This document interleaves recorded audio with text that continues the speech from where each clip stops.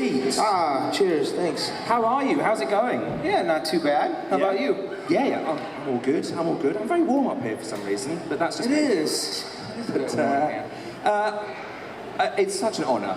Oh, thanks, It's man. such an honour. Hi, guys. How's everybody doing, by the way? Good? Thank you for hanging out with me. Appreciate it.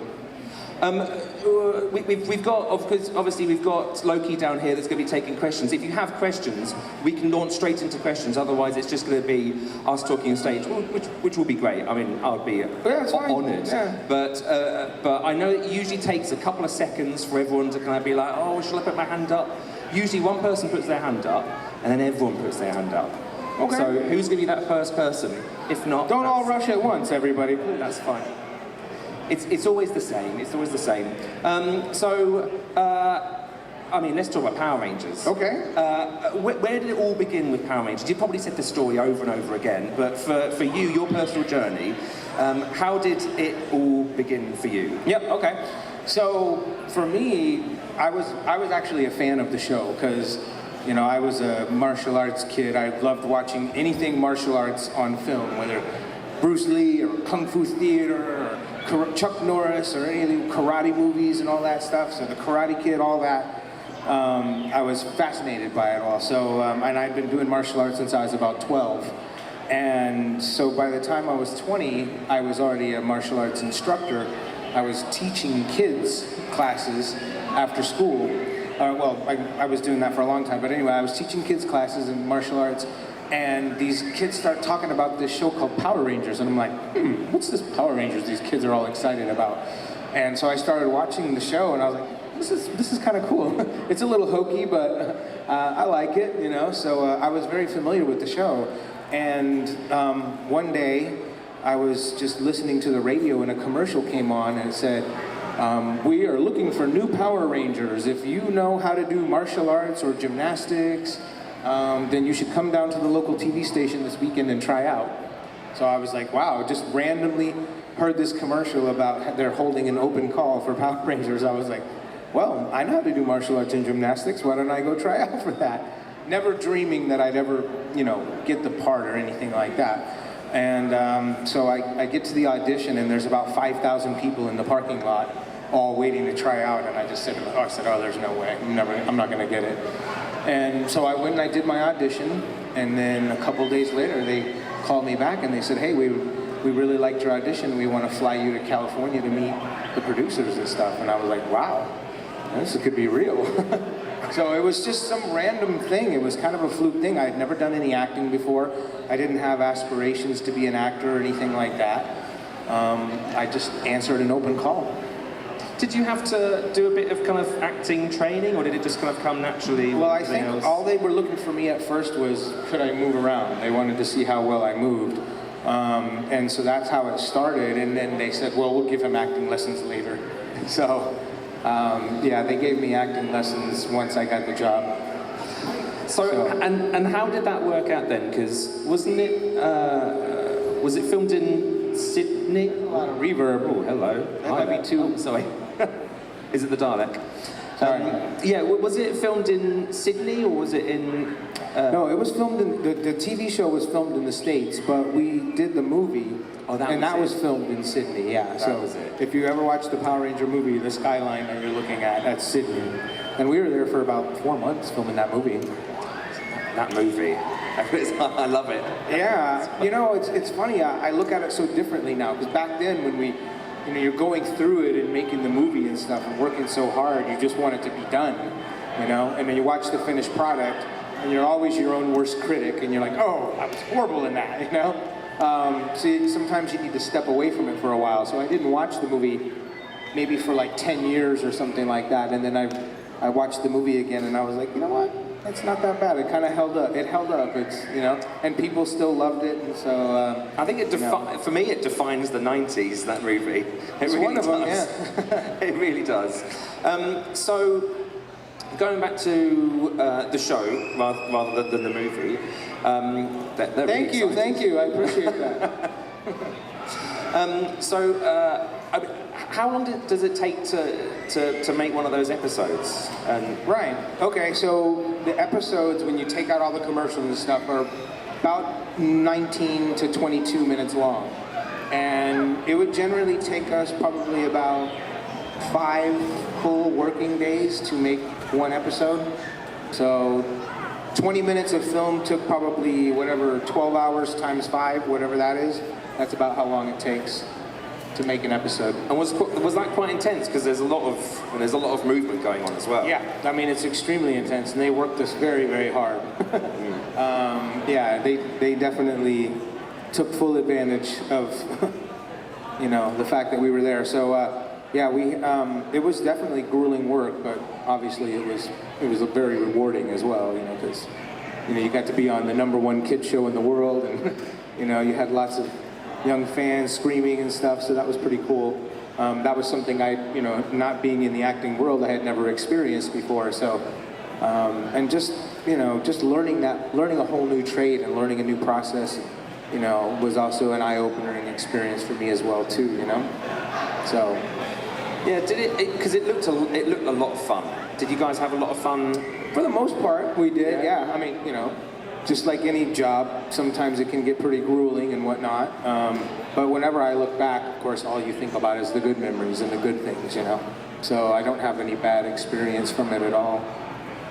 And how were the costumes? I mean, were they a difficult thing to wear?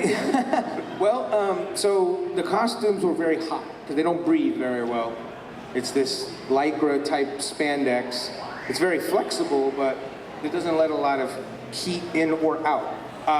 And the thing is that you had to wear 2 of them, because if you just wear the one, then everyone's going to see the junk, if you will. So you have to wear a double layer of everything, you know, so to hide all the bits. So yeah, so it was actually extremely hot. And in the summer in California, where sometimes it can be 113 degrees, which I don't know what that is, and it's definitely like more than 40. And the film was slightly different then, because they were were they latex suits? Yeah, so the movie ones were actually even worse than the television show ones. Yeah, because they were made out of a latex rubber, and you know they were all kind of like pieced together. And when you put it all on, it was probably about 20 pounds. So I don't know how much that is. I mean, maybe a stone, I don't know. Really easy to move in. Yeah, it's not easy to, yeah, imagine if you just, you know, put 1 extra stone on you and then try to jump and flip and kick and stuff. You know, it was not easy to do. Plus, there was not a lot of give in them the same way that the spandex were, but they looked great. I mean, the illusion of film and TV does. Yes, that's what it is. That's the illusion. The things we do for you guys. I remember having. I wish I still had them. Do any of you guys remember the gloves that they had? When you could push the little button and it would say, make the noises and stuff. They were great. Yeah. I get people bring me those kinds of props or those kinds of old school toys all the time to get signed, so some people had the foresight to hold on to them, unlike you did, sir.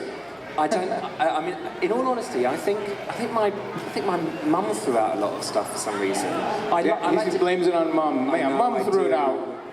I do, because I had a whole range of figures as well, and I think I mean either that or they're up in the loft. But yeah, I mean I'm sure that everyone else has got those. Did you whether you can say it or not, did you keep anything from the series? Yeah, I have a few things here and there, some collectibles, you know, communicator watches, and, you know, the boots from the movie. I have some of that kind of stuff, yeah. Oh, wow. But, you know, we're not allowed to, like, take a lot of that stuff because a lot of it's very expensive and they kept it very well guarded and whatnot. So, you know, it's quite... yeah, it's not like you can just like steal that stuff and take it with you. No. There's always little stories about people kind of looking after things. Yeah, there were a few things that were 5-finger lifted, disappeared one day. Yeah. Just to remind you guys, please, if you have questions, I can keep on talking forever, which is fine. Oh, we have a question down here. We got Red Ranger over here that has a question. Yeah, Steve. On Mike Moffat Power Rangers, the movie, Were they like planning to use the TV series costumes for the film, or was it just like planning for the armoured ones? I'm not quite sure I heard all that. Sorry. For the film, were they thinking about using the costumes from the series, or were they always going to? No, they couldn't do that. That's a good question, though. Yeah, they couldn't. The movie suits were extremely expensive to make. Each one of them probably remember back in 1994. Each one of those cost about $10,000 US to make, and back then that was probably what the equivalent of what almost 18,000 is now. I don't know, it's a lot, but so they're very expensive and they don't last very long. You know, they fell apart maybe after 3 or 4 or 5 fight scenes. Then that's it. They fall apart. So they made 5 or 6 of them total for the movie, and that was it. They weren't going to make any more of them and the other reason they couldn't do that is because they wouldn't match any of the Japanese footage from the Sentai series that they were still using. So you can't have all of a sudden we have this cool armor suits, and then all of a sudden, wait, why are they doing all these fight scenes in the old suits? So yeah, it wouldn't have matched anything, so they couldn't do it. That's a good question, though. And did they ever think about when they did the movie? Do you know if they considered using the Lycra suits, or were they always going to do something different with it? No, they always wanted to go big with it. They wanted to do something elaborate because 20th Century Fox was footing the bill, so they were putting millions of dollars into the movie, probably something around $20 or $25 million into the movie, and they wanted it to stand out. So they wanted the suits to be different than the spandex they were doing from the show. So all the costumes and all the sets and everything were much more elaborate. Did they? Which I appreciated, by the way. It was very cool. Yeah. Yet again, if there are any questions, please put your hands up. Did they? Like I said, not all at once, people. Come on. Oh, yes, lovely. Question down here. Go ahead. Trying to fill that shoes for the fans was always tough, and my character wasn't as well received. So when we finally broke away and changed the storyline, and I, kind of got my own costume and my own, changed the colors and the storyline and everything like that, it was a chance to give Rocky a little bit more to do and give him a little bit more character. So I kind of appreciated that. But yeah, I mean, probably the whole season of Zeo was probably one of my favorites to work on.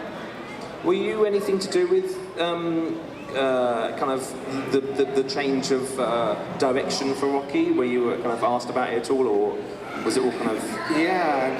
I mean, I did offer them some suggestions, and they did use some of them, but they did not use all of them. Yeah.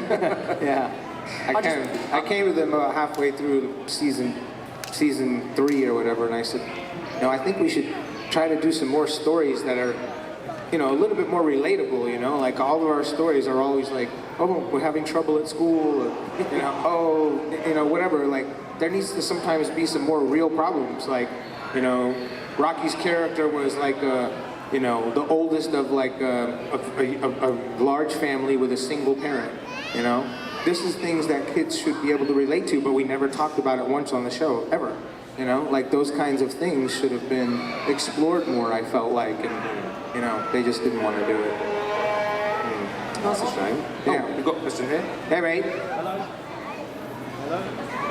Oh, Shout it! We've got another question. Testes. 1, 2, 3. Shout. Right. So when Turbo came about, Yeah.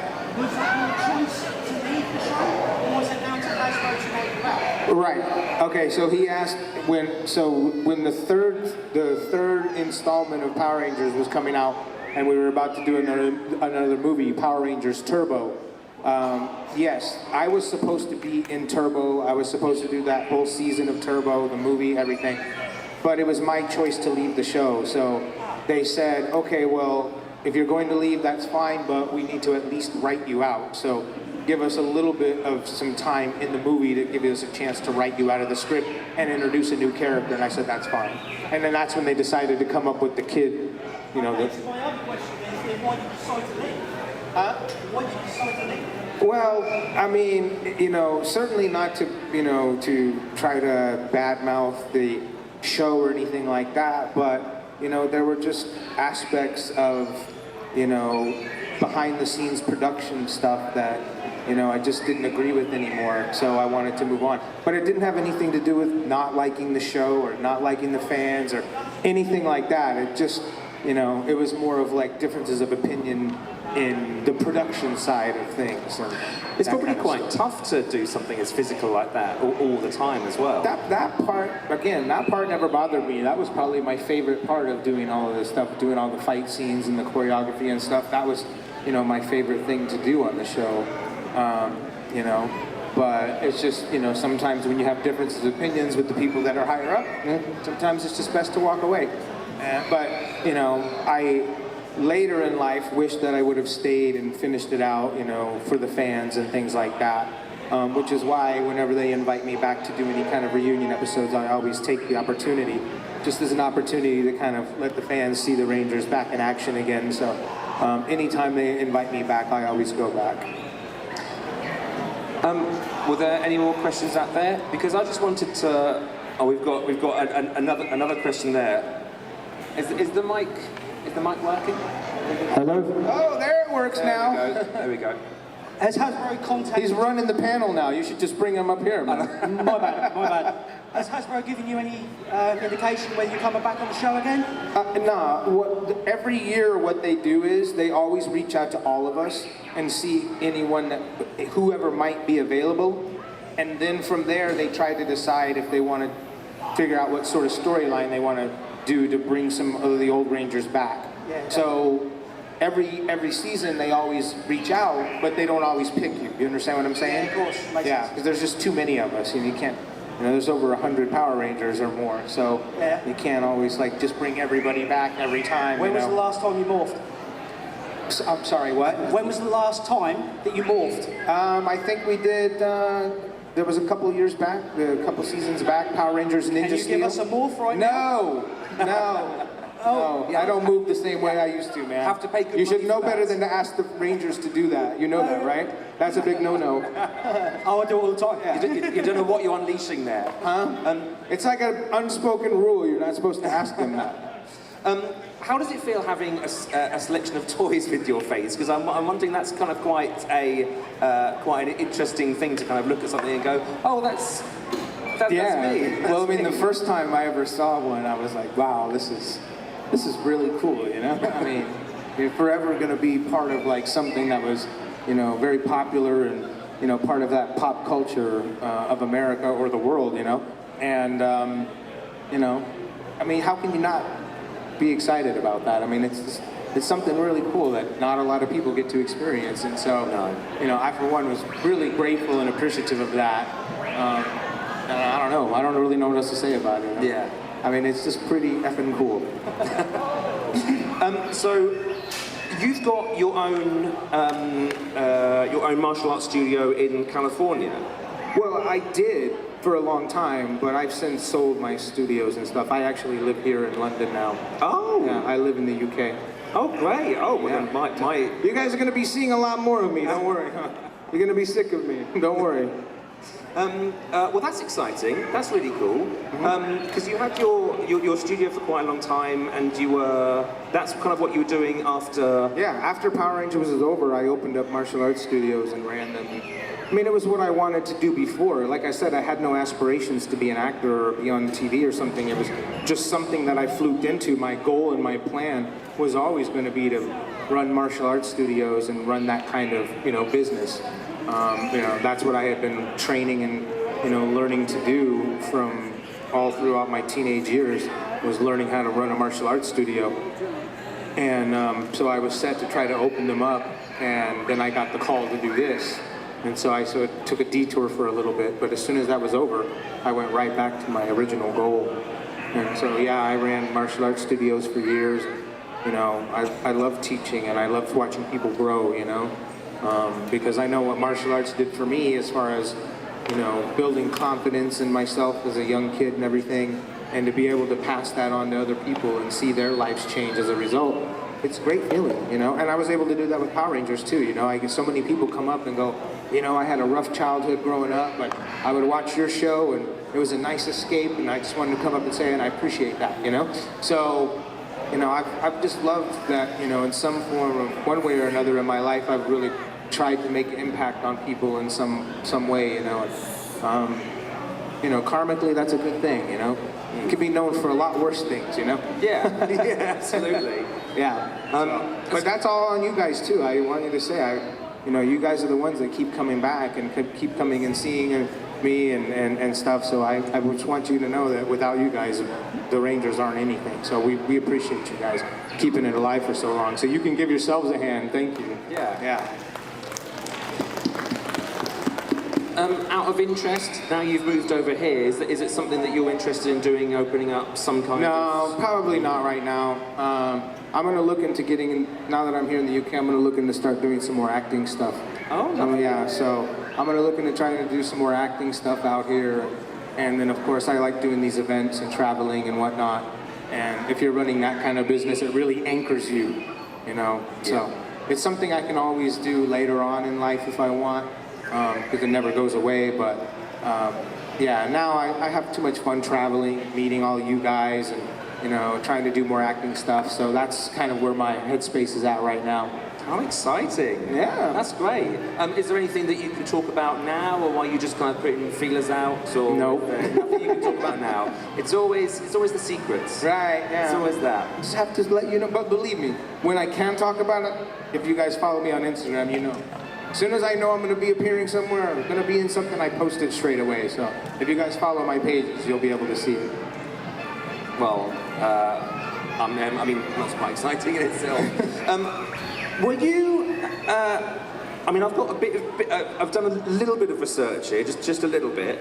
Were you did you get a black belt at the age of 16? Yeah. Mm-hmm. Have I got? That's. I mean, I'm. You can probably tell I'm not really very physical person, but that sounds absolutely incredible. Well, I mean, you know, to get a black belt in the style that I would Taekwondo is not that unusual.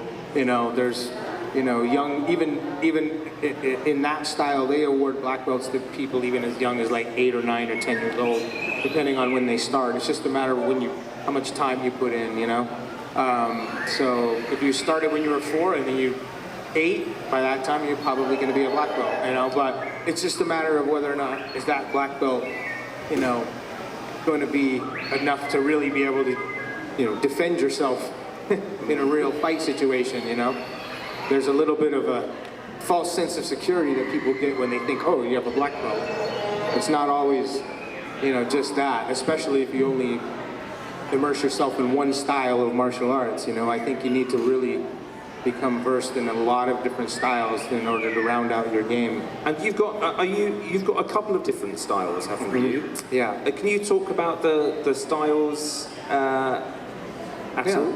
Oh yeah. I mean, the style that I started out with when I was 12 was Taekwondo, which, you know, when you think about martial arts, you think about all the different styles there are, you know, karate, kempo, kung fu, taekwondo, all these different styles. They all have little differences about them, but taekwondo is mainly a lot of like aerial and jumping and flying kicks and things, and so, which looks great on film, you know? So anyone that has taekwondo background with all the high kicks and the, you know, the aerial kicks and stuff like that, you know, could probably have a good chance in doing some, you know, some good combat on film, and that's worked out perfectly. But now, the style that I really focus on now is a style called Brazilian Jiu-Jitsu, and that's what I've been doing probably for about the last 18 years.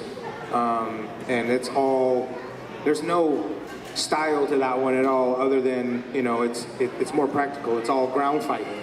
So it looks like just two people wrestling on the ground, you know, when you do it, but there's a lot of nuances to it. And for me, that's, to me, is one of the most practical forms of self-defense that is available, because, you know, so you learn how to leverage people from the ground rather than trying to, you know, throw kicks at them all the time, keep them away.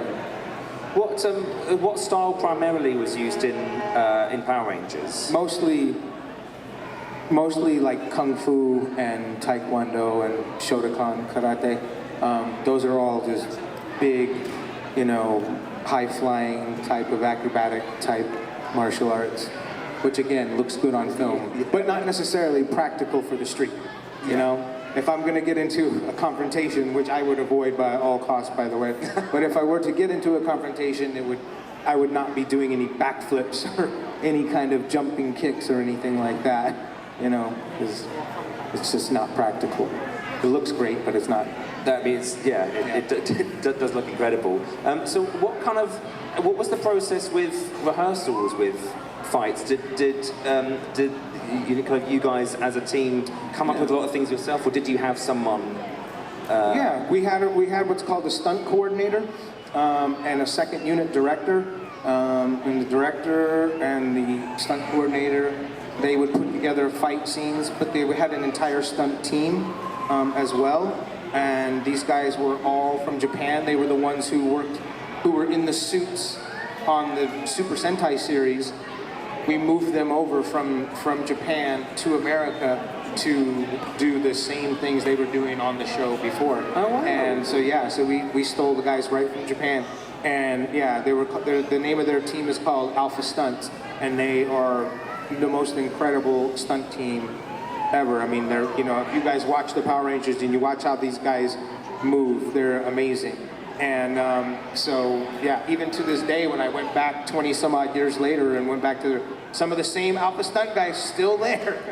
Wow. Still there doing the show. So I was like, wow, that's incredible. Yeah, so I kind of lost your question. I forgot. I mean, you've answered. We had a stunt coordinator and a director, and we would dedicate probably 2 days out of the week to just doing those fight choreography, and then the rest of it would be the acting stuff. You know, so that sounds incredible. yeah, I mean, it was a lot of fun, and like I said, I look back on it and I only have the good memories, but there were days that were very grueling, and there were days when we were as castmates at each other's throats about stuff, you know, but never anything, you know, lasting or no bad blood or anything like that. So even to this day, I still see these guys. I'm doing a convention next week in New York, and I'm going to be with 4 of the other castmates from the show. So pretty excited to see them. I haven't seen them all for a couple of years, so it'll be nice. That's pretty cool. Yeah, I'm excited about it. As a last little moment, we've got a minute left. Yeah, okay. Is there a particular moment, a particular story, or something that comes to mind that just kind of captures your time on Power Rangers? Well, you know, honestly, I mean, you know, when I left Power Rangers and Power Rangers, you know, was done for me, you know, at that point I just kind of thought, well, I guess that's it, you know. This is before the advent of social media and, you know, the internet even, you know, really. I mean, there was no forums for people who liked Power Rangers still to express themselves or whatever, and this is before Comic-Cons were big or anything like that.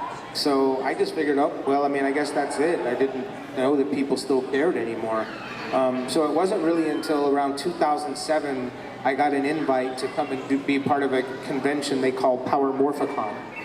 And it's like, it's this new thing we're gonna try. It's a convention for Power Ranger fans only, and we'd like some of the Power Rangers to come and be a part of it. And I said, sure, I'll come, you know. And I remember walking, they decided to have it inside the ballroom of some hotel in Los Angeles. And I remember walking through the lobby, and then I just saw all these people in the lobby. There was probably about 800 or 900 people.